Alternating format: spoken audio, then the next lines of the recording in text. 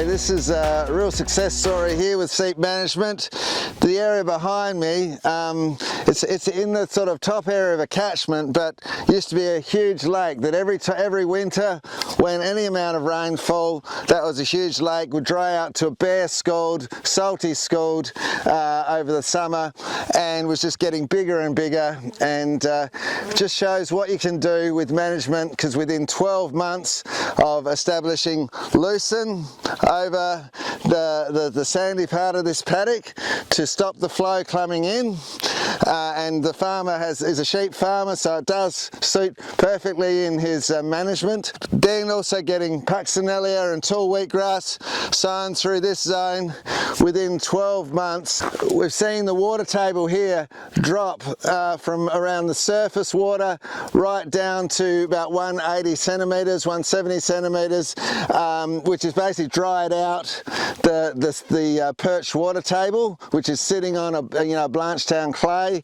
and even last year we had 4 inches of rain, or 100 mils, 110 mils in May, and it was just rose by about 30 centimetres and went down again, dried out, which shows we've really stopped the seep problem here in its tracks. And the good thing about lucerne is because once it gets established with those deep roots, it's using all that water, and even within 12 months you can completely change the dynamics of the system.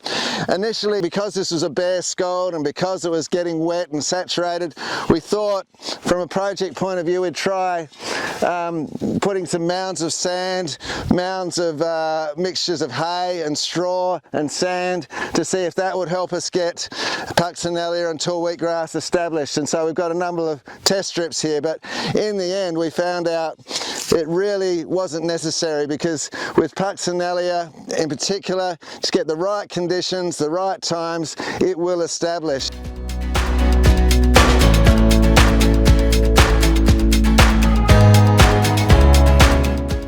So this site also shows what you can do with Puccinelia.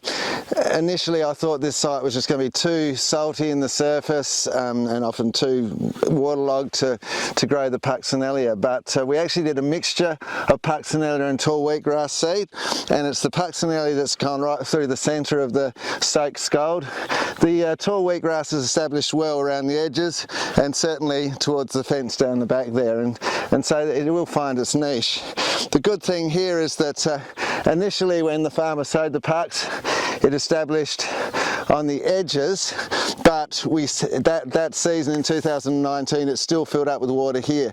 But over the next season we cut some of that pucks, we threw it around as the moisture started to dry out, lowered the water table because of the lucerne.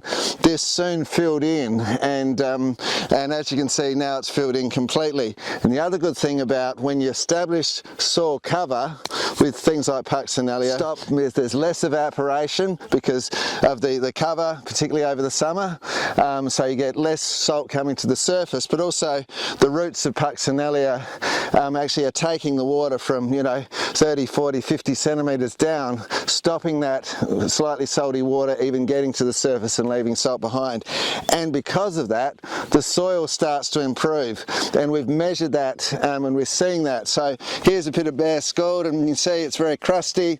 It'll be really highly saline, and it's just not going to grow anything because it hasn't got that cover. But here's some of the same soil not far away. It's actually improved. We're actually even seeing in the middle of this what was a scalded seep some capeweed starting to come back, which actually tells us that we've really changed the topsoil salinity, and it's bringing back into a much healthier soil. And while this farmer is happy with his grazing, to leave this as permanent grazing, I believe we could actually bring this back to a cropping situation if we really wanted to.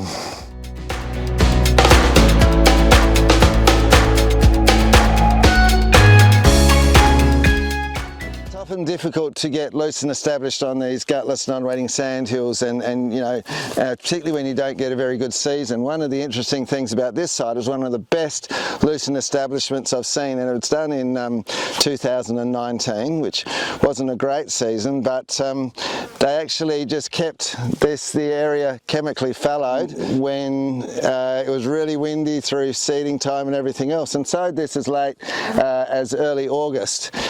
So it was a much better time to sow it.